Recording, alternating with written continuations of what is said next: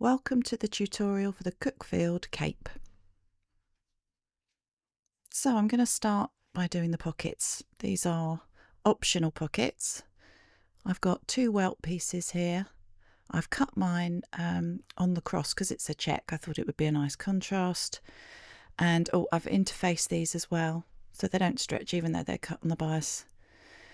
So fold it in half and we're going to just stitch down these short ends, centimetre seam allowance.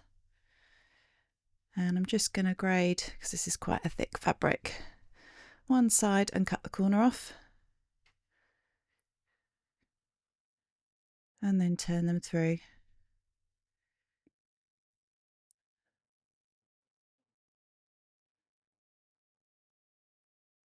Just easing those corners out a little bit. There we go. Then I just need to give that a little steam.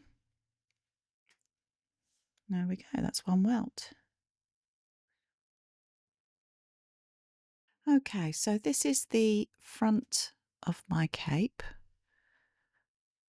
Here's my fabric. Now this is quite a loose weave, so I've got some interfacing on the top here to give it a bit of firmness so it doesn't get misshapen. And I've put a strip of interfacing as well down here. I've just put it at the moment where the pocket are. That's where the belt goes. And then that's where the pocket's going to go. So if you can see, I've marked in chalk to make it clearer for you. That's the pocket, the bigger gap, and the smaller gap is where we're going to leave a hole for the belt. So for the moment, we just need to grab our welt. And remember, this is the pocket section, the larger gap. So grab some pins. I'm going to just pop those in so that I can see on the right side of the fabric when I turn it over. So that interfacing obviously is on the wrong side. There we go. So it's clear now where my pocket needs to be. So that's the right side. So right sides together. Right side of my welt and right side of my cape. And I'm going to pin that between those 2 notches, those 2 pins, and I'm just going to stitch the welt to the cape front. I'm using a slightly larger stitch just to hold it in place, and I'm sewing less than the centimetre seam allowance again just to hold it before I put the pocket bags on. Okay, so next we're going to pop the pocket bag on. So I've cut 2 pairs of my pocket bags. I've cut mine in a lining. You could use the self fabric if it's not quite as thick as mine. Now you've got this shape, so you want the sort of knobbly bit to be at the bottom. This is the top of my cape, so I want it to sort of point downwards. I'm just going to line it up with the edge, the raw edge of my welt, and you'll note that there's seam allowance that extends beyond the welt. So you should have a centimetre at the top and a centimetre at the bottom overlap. And I'm literally just going to stitch where that welt starts to where that welt finishes using my centimetre seam allowance. Okay, so you'll have the stitching that you used to stitch the welt down previously as a guide, but you should be able to feel where your welt starts and stops. Back tack to start, back tack to finish, centimetre seam allowance. There we go. You can see they've got those centimetre bits of seam allowance at the end of my pocket bags, and that's stitched within my pocket notches, and that's how it will fold back eventually. Right, this piece is my side front. You need 2 pairs of side fronts and side backs. I'm just going to lay it on here and show you I've marked my belt hole and my pocket hole. And again, I've put some tape, some interfacing down that seam just to stop it stretching, give it some strength. That's where my belt's going to go. That's where my pocket's going to go. So there's my pocket bag. So that bit pointing down again towards the hem. And I'm going to stitch that to my side front. Again, I've got a centimetre seam allowance of lining fabric either side on my pocket bag. So just line that up nicely, and I'm going to stitch between the chalk marks, which is the pocket notches. There we go. Stopped and started so that I've got that extra little bit of seam allowance there.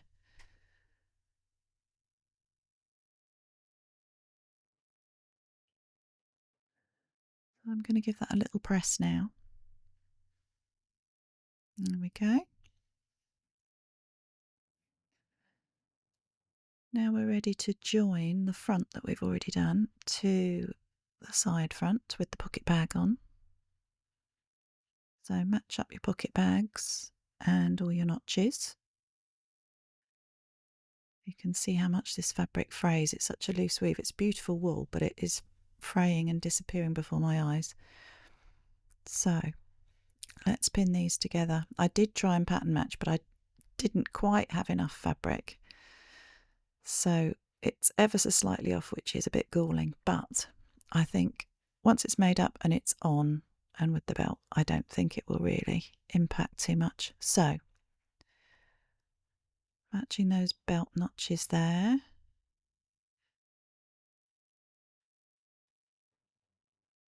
And then the pocket ones.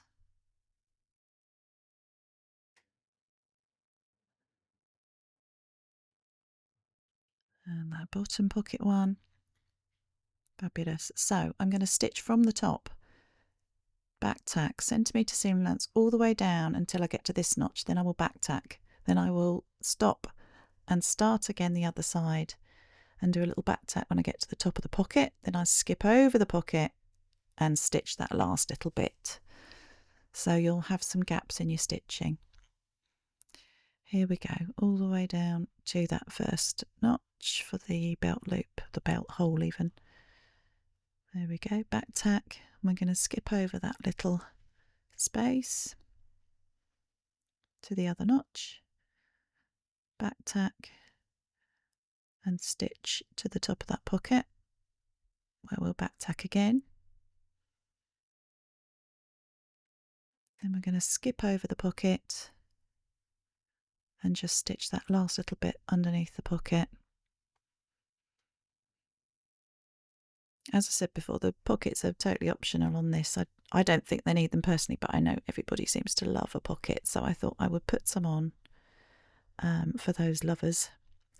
Right, take these pins out. So we should have a little hole here for the belt, and then a little bit of stitched there, and then a hole here, which is where your hand will go through the pocket, and then that little bit stitched at the bottom.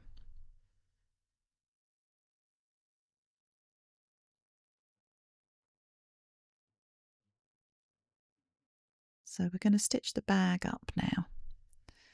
This bit doesn't get seen because you've got a fully lined cape should you want one. So it will disappear. Whoops, got a bit stuck there. Disappear inside the lining so it doesn't have to look pretty. And you don't have to do any finishing off of the edges and all that kind of thing. All around the curvy bit.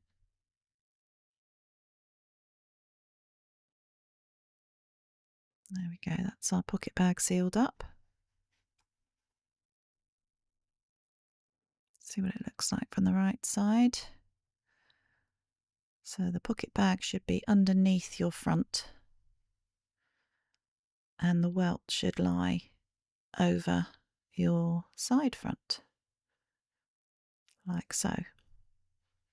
I'm going to give that a little steam now, and then I'm going to stitch these edges on my machine. You can hand stitch them actually, which looks really, really nice, but I'm just going to use the machine today.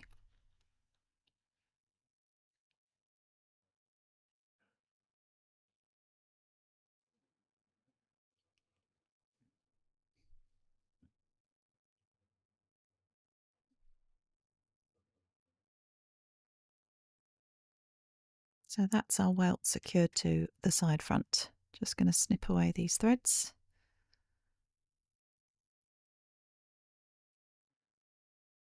There you go, one pocket. All that remains to do now is to press this seam open on the other side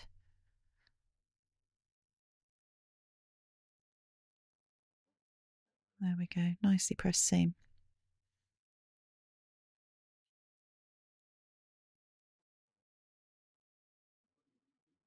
So there's the hole for my belt and my lovely pocket.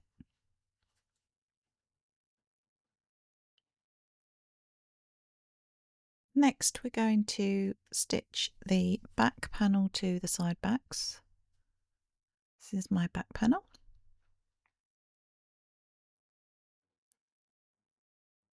You can see I've interfaced again to stop it stretching because it's wool and it's quite a loose weave. And I've put some tape here again to strengthen where that belt loop's going to go. And on the side back, I've just taped around all of it. As you could see previously, the fabric disintegrates quite quickly. So I thought I would take the time to do that. So you want to match up your belt hole.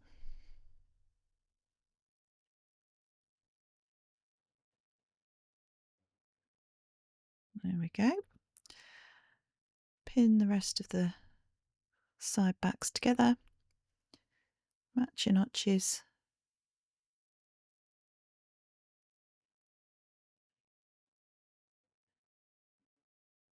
And again, we're going to stitch from the top, from the shoulder, down towards that belt hole. Stop, back tack, jump over it, back tack, and do that last little bit down to the hem. Off we go.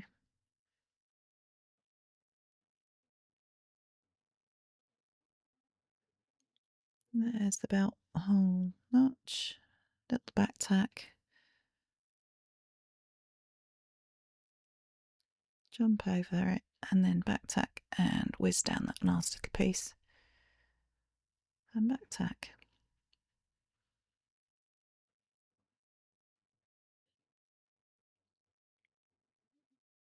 There we go. So our side back seam's done. Let's just trim these threads. And there's our little hole for our belt there. Oops, more threads.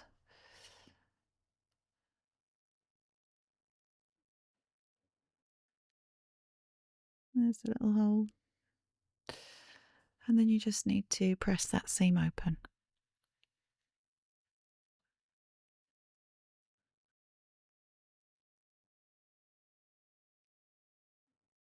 There we go. Side back seam with a little hole for the belt.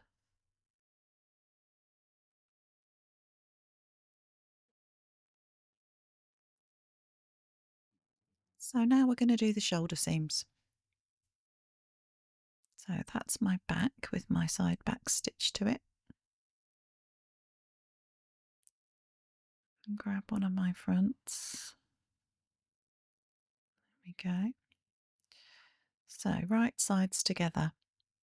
You're going to match those seams there, the side where the side fronts and the side backs get stitched on to the front and back. They should match.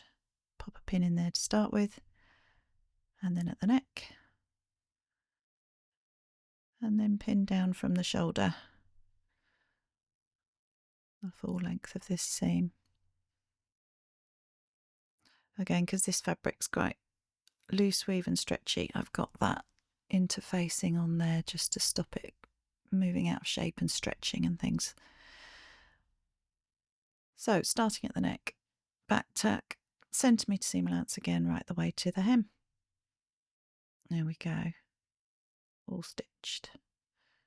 Just need to open that seam now and give it a press.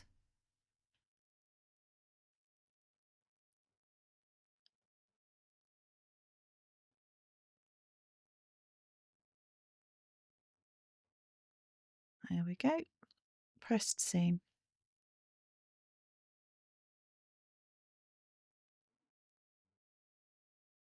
Starting to look like a cape now. Just give you the idea of the shape there.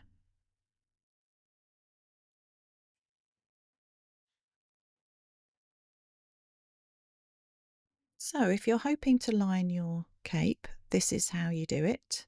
The only different part is to cut the lining on the front slightly shorter at the centre front. So if I lay my piece on, look, you'll see I've cut it exactly the same around all the edges except for that centre front where it's a bit shorter. So you cut to that line. It's very clear on the pattern to cut the lining there. All the other side fronts and the back panels are exactly the same as they are for the outer. And you pop them together in exactly the same way. The only thing you don't need to do is obviously make holes for your pocket, just for your belt to thread through. Keep wanting to call them belt loops. So that's what we've got here. We've got all the same seaming, but just a little hole there, just for where the belt needs to pop through. Next, we're going to do the collar prep.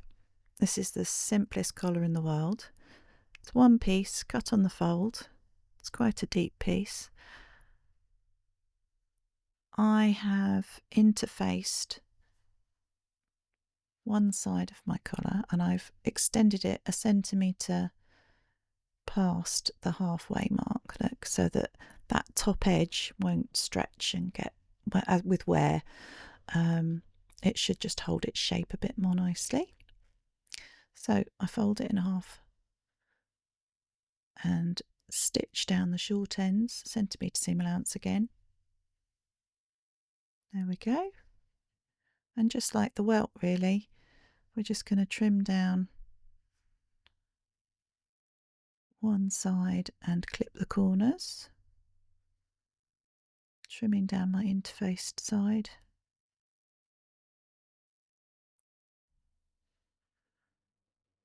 And then you just turn it through.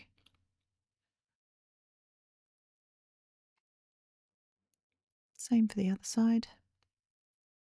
Trim and clip and turn it through. So just tease those little corners out, roll that hem there, and then I'm just going to give it a little press. There we go, that's my collar. Like I say, easy peasy. Now we're going to attach the collar to the neckline. Here's the cape and my collar. And I'm just going to show you on the pattern the important markings that you need to have on your cape front. It's this one and this one. These are the ones I've marked in chalk here. Not this lining one. It's the ones either side. So I'm going to line up the edge of my collar with that first chalk mark.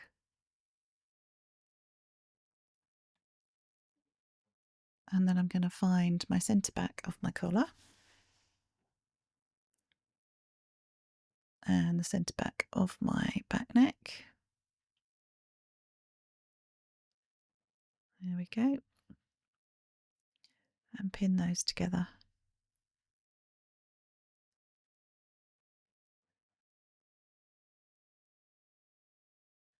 Then you just need to distribute the collar evenly along the neckline, like so. You can snip in ever so slightly into the collar of the neckline of the cape if you need to get it round the corner, if you've used quite a thick fabric. So matching up the collar edge again to that chalk notch that I've marked there, and then just easing my collar on to the neckline.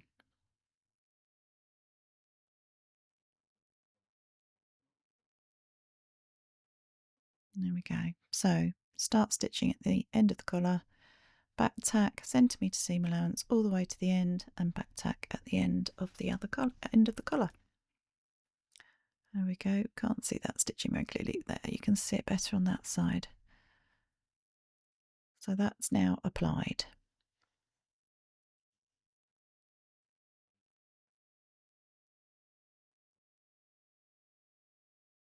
Next, we're going to pop the neck facing together. Two pieces. This is my back neck. It's cut on the fold and it's interfaced. And this is my front facing. These are two separate pieces. You need to cut one pair.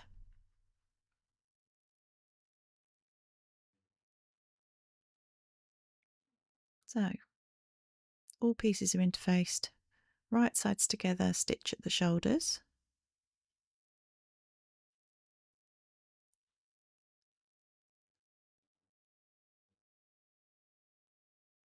Right, that's stitched a centimetre, and then you just want to press those seams open. There you go, one facing.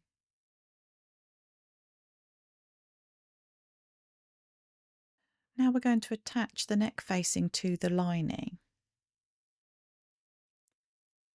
So here's my neck facing. I've actually overlocked around the edge of mine because it's a thicker fabric. I'm just going to lay it flat on my lining and stitch, but you could just fold that edge under and stitch on top of it if you prefer that finish to an overlocked edge. So basically this facing is exactly the same size as the top of the lining, and it's just a sort of a little cheats way of doing it without having to cut separate linings in different sizes and different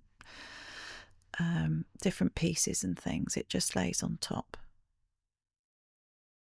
So I'm matching up my centre front and my shoulder seam there, and then I'm just laying it as flat as I can and pinning it. As you can see, it fits exactly. Lining up that side seam, shoulder seam again, and putting a few pins in to keep it flat while I'm stitching. You can always tack this down if that helps you. Be easier perhaps if you're a beginner.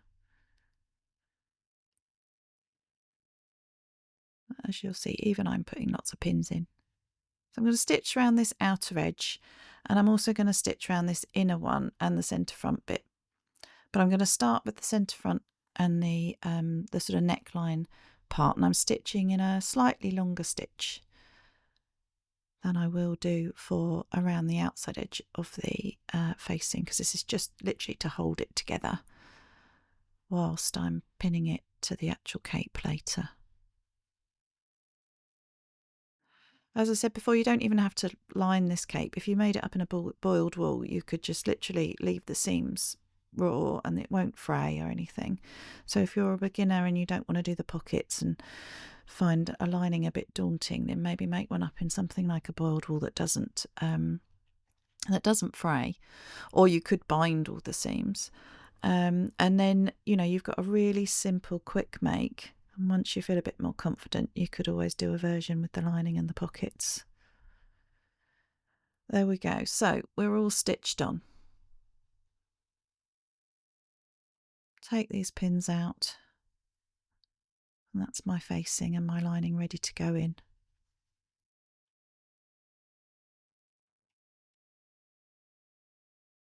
Now we're going to put the lining into the cape at the centre fronts. So right sides together. At the top there, we're going to start pinning from the top down to the hem. So pin the facing to the top of your cape at the neckline.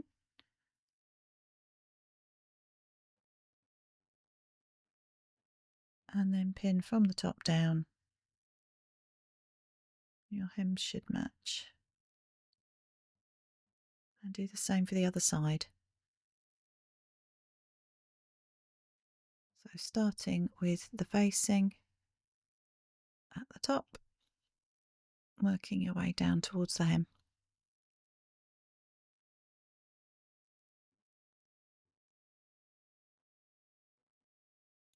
So stitching from the top down on both sides.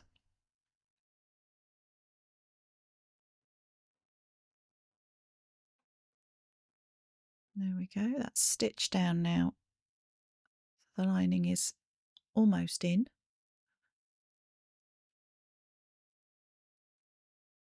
Just going to turn it through and give that a press.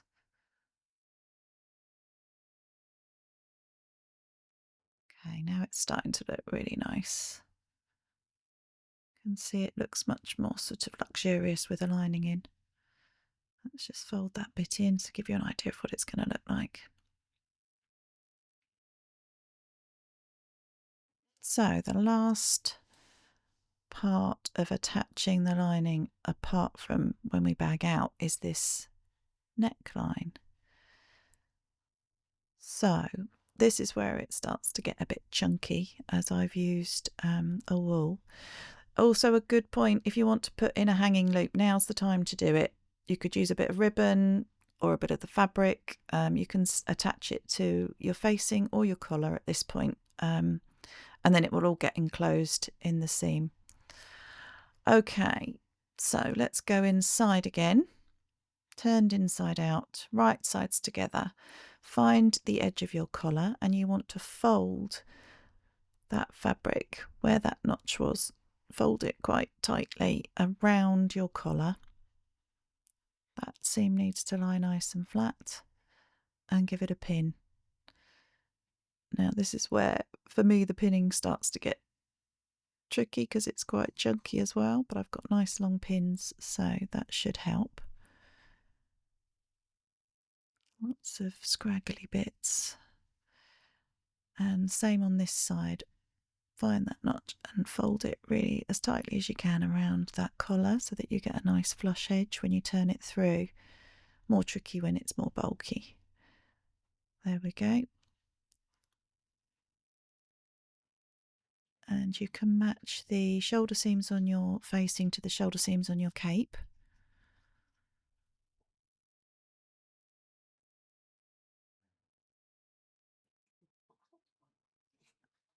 And then the rest will fit quite nicely. And just pin around.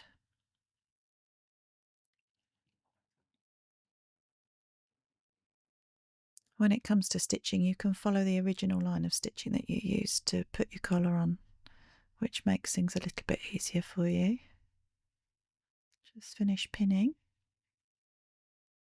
Again, you can tack it on if that helps you.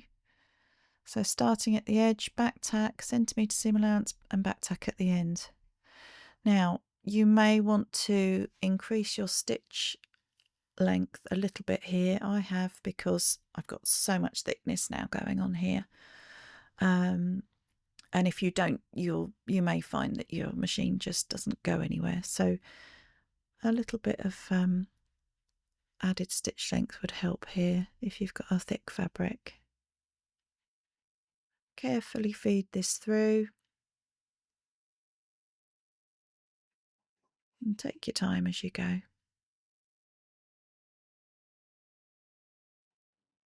There we go, that is a chunky seam. So at this point you might want to do a little bit of trimming down of the seams and snipping into this edge here, just to help it curve around and reduce that seam allowance a little bit on one or two of the layers. Take a little bit of time to do that. It will make a difference. Okay, so I'm just going to turn mine through and move on at this stage.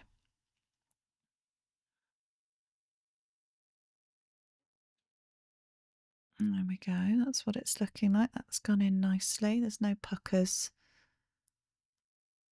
in there, so it just needs a little bit of manipulation and a good steam and a press. There we go, that's looking good. At this point you might want to just give your centre fronts a steam and a press too. Let's just look around, make sure it's all okay. Yeah, that's looking good. So we're nearly there. We're going to bag out the hem now.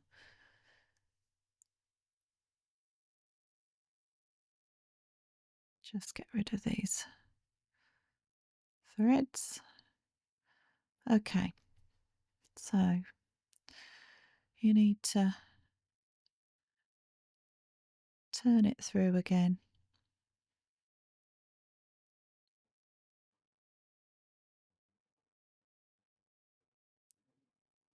There we go. So we've got our lining and our fabric and our seams. This front piece, I've got two notches here like I had at the top, one there and one there. So that one lines up with the seam allowance where I've stitched that stitch line. The other one is where the fabric folds.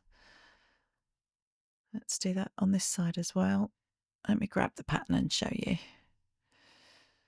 So yeah, we did them at the top, didn't we? So they're the same ones at the bottom.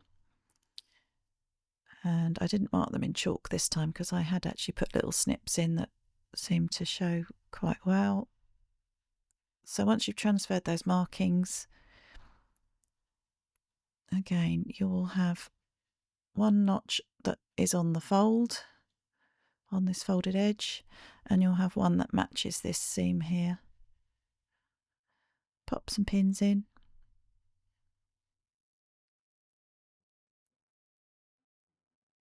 And then just go along the length of your hem, matching seams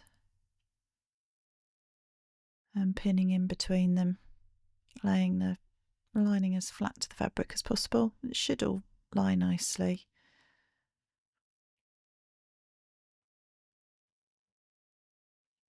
And this is where you realise just how much of a hem there is. So this will take a little while, but do take your time and do it properly. It does make a difference. Plenty of pins. Now you also need a gap to bag it through. So once you've done your side back seams, you want to, oh, there's a little bit of loose stuff there. I'll iron that on. I'm going to make a hole or leave a hole about 15 centimetres, between 15 and 20 centimetres, depending how thick your fabric is again. The bigger the hole, the easier it is to turn through. So you just have a little bit of extra sewing to do when you've finished. So I'm just going to mark that again with my chalk so that I can't ignore it, because if I mark it with pins I won't know which ones are which. So big old chalk marks. And then I'm going to start stitching my hem from the front all the way around, centimetre seam allowance. And then I'm going to clip any seams and that corner. And I'm going to snip into that curve every, I don't know, 4 or 5 centimetres or so, just so that it makes a nice shape when I pull it through. So you need to do that to all around your hem and all of your seams, and then pull it through. And I'm going to show you just quickly. I'll try and pull it through and then show you how we need to press it for the next stage. Okay.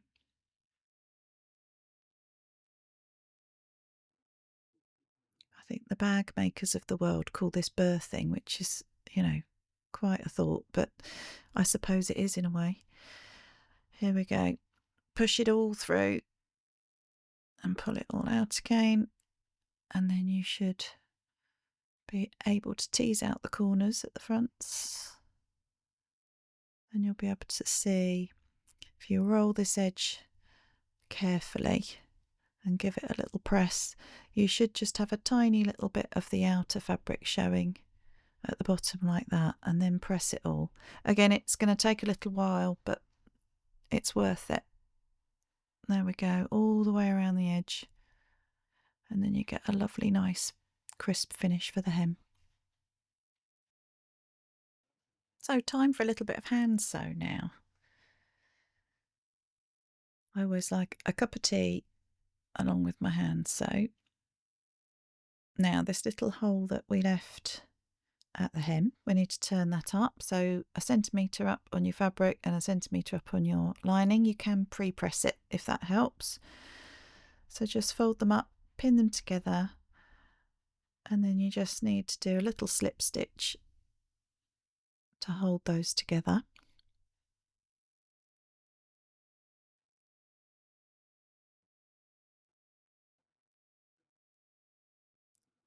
And while you've got your hand sew needle and thread out, you also want to find your belt holes in your seams. Where am I? Here we go on it. There's one. So again, smooth your fabric and your seams up from the hem, and they should be in line. So you want to find the seam with the little hole. There it is. I'm just going to put a pin at the top and the bottom to hold those together.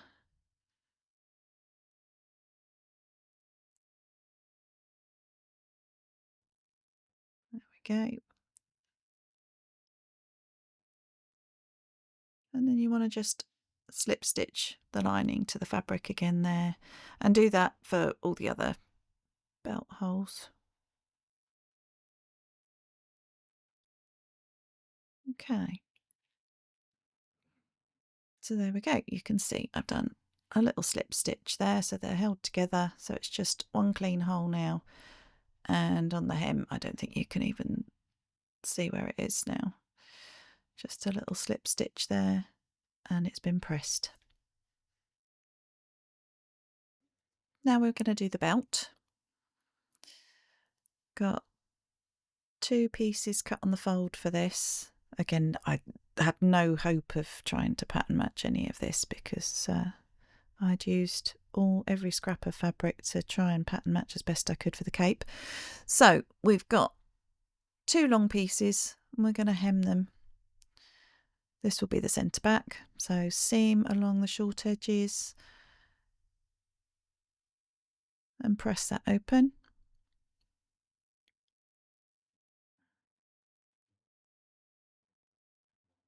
And then we're going to fold it in half and we're going to press up the centimetre seam allowance on each edge, which will then form the belt. So there you go, you can see I've pressed up all my seam allowances.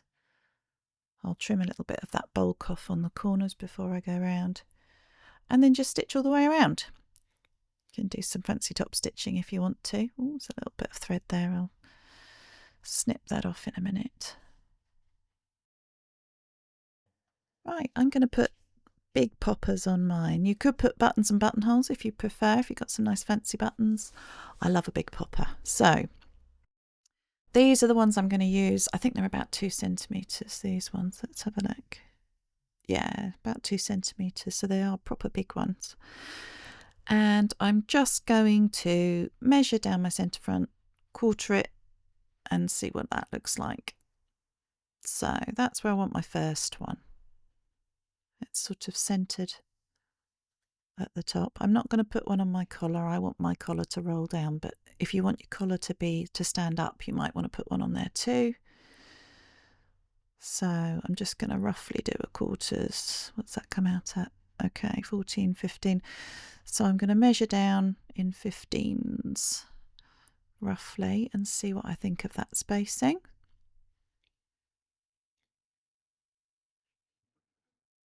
Yeah, I quite like that. That looks good to me. So that's what I'm going to mark mine at. 15 centimetres, and I'm marking across so that I know that the bobbly bit or the knobbly bit or the innie or the outie goes where that centre of the cross is. Oop. There we go. So that's those marked on that side. Right over left, so you use the knobbly bobbly ones on that side and you use the other ones with the hole in on the other side. So you want to mark the same distances on that side as well. So I've hand stitched those on. That was quick, wasn't it? Another cup of tea. Let's pop them up, make sure they look okay.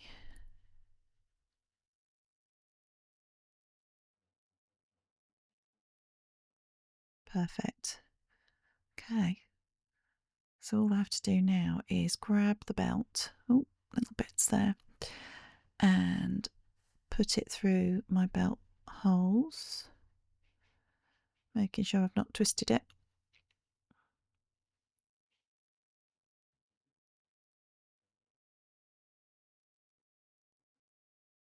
That's one side.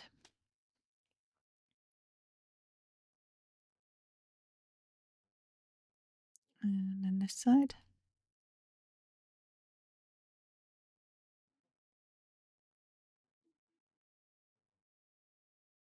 So pull that through and then turn it around, and we're just going to tie it loosely so that we can appreciate the gorgeousness that is the Cuckfield Cape. So there we go, we've got a collar. Like I said, you can have it stood up or you can fold it down. You've got your big poppers, your belt, your lovely pockets with the welts on. Hopefully yours looks very much like this. Enjoy.